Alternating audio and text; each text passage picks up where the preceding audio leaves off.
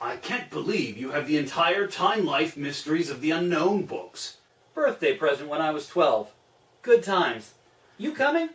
The Onirivore is thought to exist in meme space and feeds on things that evoke strong feelings or emotions. Oh, bullshit. Those books did not use the term meme space. No, seriously. Read the book. Oh, boo. Whatever, I found the episodes on YouTube. Get over here and help me analyze. Fine, fine.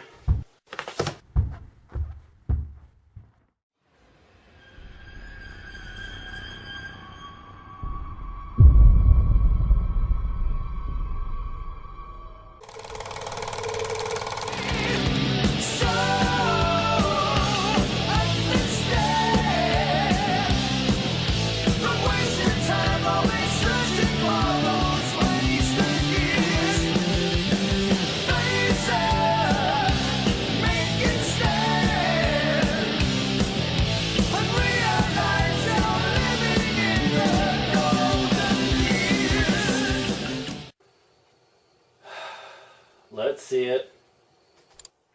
I just can't explain this one, people. Attack of the Killer Tomatoes is not on DVD. It's not on Netflix. It's not on Hulu. In fact, if it wasn't for the generous people who taped it off of Fox Kids and put it up on YouTube, there'd be no trace of this thing on the internet. And yet, I remember it being a fantastic show. People I've talked to remember it being a fantastic show. And tons of people online remember it being a fantastic show. That's really what the camera picked up? Well, it's what was on the memory card anyways. Oh. Take heart. At least my scenes weren't affected. In the late 70s, a group of jokers put together a spoof of 50s monster movies called Attack of the Killer Tomatoes. It was meant to be a standalone movie, and so it would have remained if not for the machinations of that puppet master of 80s pop culture, Marvel, and that puppet master of, well, puppets, Jim Henson. They created a little show you've probably never heard of, an oft-forgotten and insignificant thing called Muppet Babies. See, Muppet Babies love to use both the ideas and clips of famous movies, and one of their more popular episodes featured the Killer Tomatoes. The episode was so popular, in fact, that Marvel's parent company, New World Pictures, asked the creators to make another movie, Return of the Killer Tomatoes. This was also a success, and therefore launched both a series of yet more sequels and the career of some nobody called George Clooney. Naturally, only one of these would go on to be a household name, but I hear Clooney still gets the occasional bit part from time to time. What does this have to do with the cartoon? What cartoon? Get out of that chair! Okay, I didn't see the movies until long after I had seen the cartoon series, so I'm not going to bother recapping it here. Suffice it to say, the cartoon series takes place 5 years after the end of the Great Tomato War, and resident mad scientist... Not mad, I'm just angry. Dr. Putrid T. Gangrene and a thoroughly Californian Igor are trying to take over the city of San Zucchini, and then... Tomorrow, the world! Of course, of course.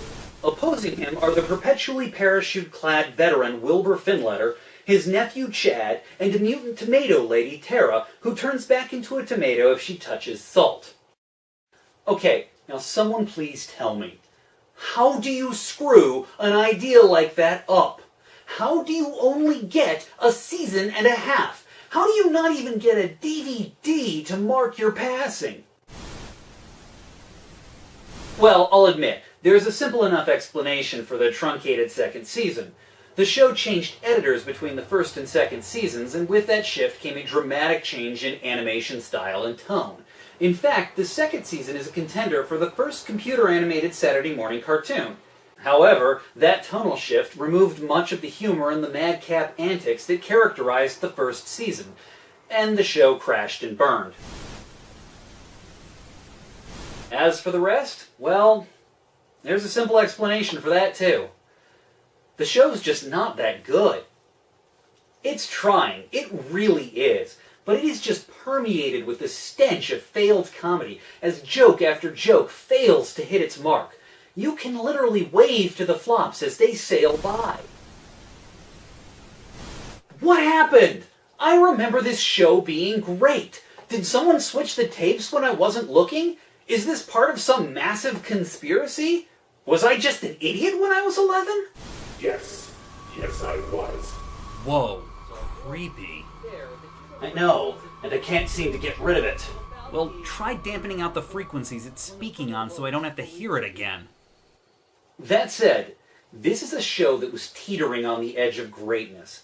There are some genuinely funny moments in the series, and those are the things that will stick with you long after the failure has passed. At the age of 6, I ate an entire lawnmower. Sounds tasty. More importantly, though, all of the comedy fails in the same way. I'm failing.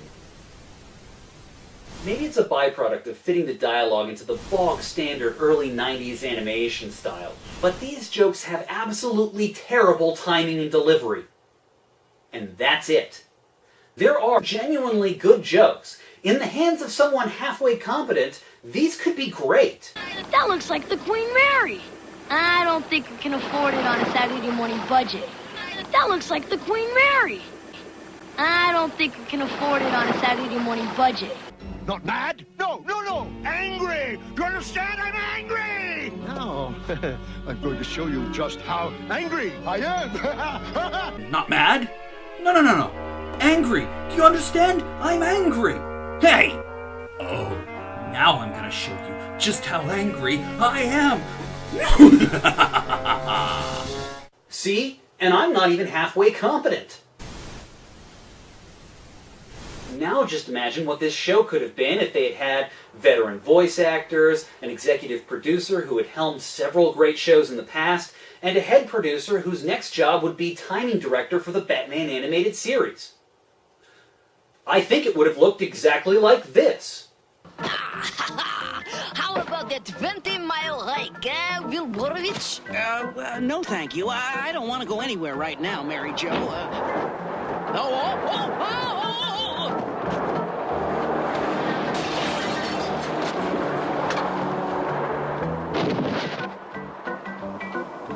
Until after I eat. Yeah, Attack of the Killer Tomatoes had all of those things. It had the right people, it had the right writing, it had the right idea, which makes it all the more baffling how this show could have turned out the way it did. The only thing I can figure is the cartoons are crap. See, at this time period, Fox and its affiliates were engaged in a shadow war with Disney and its own.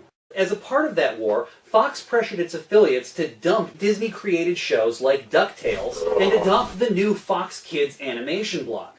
Now, this is just speculation on my part, but given the initial lineup and the fact that Fox kept trying to bring in already established shows like Muppet Babies, Batman, and Beetlejuice, I think they pushed out Fox Kids before the various Disney animation blocks could further entrench themselves. Fox Kids would later become a major player in the cartoon arena down the line with shows like X-Men and Carmen Sandiego. But in the early days, Fox was more interested in showing that it could air new content than in that content actually being good. And Killer Tomatoes was a part of the initial lineup. Okay, fair enough. But that still doesn't answer the question. Why do I and so many others remember this being a great show?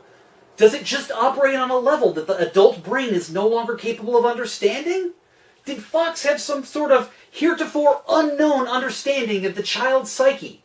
Or is it just some inevitable truth that no matter who you are, when you were young, Your favorite shows suck. Your favorite shows suck. Your favorite shows suck. Your favorite shows stop it! suck. I can't! Well then mute it!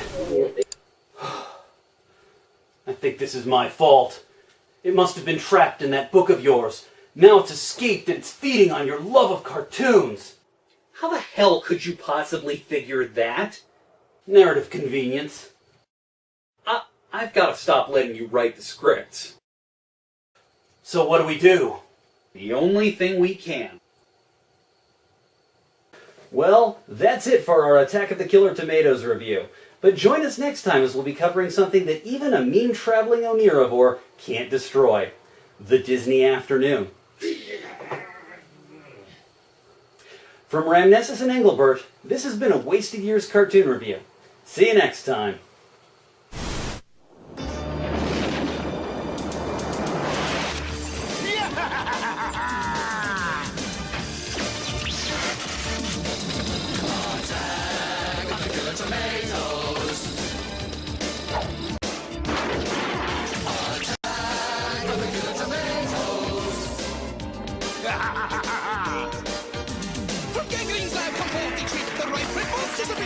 Except when he has a security need.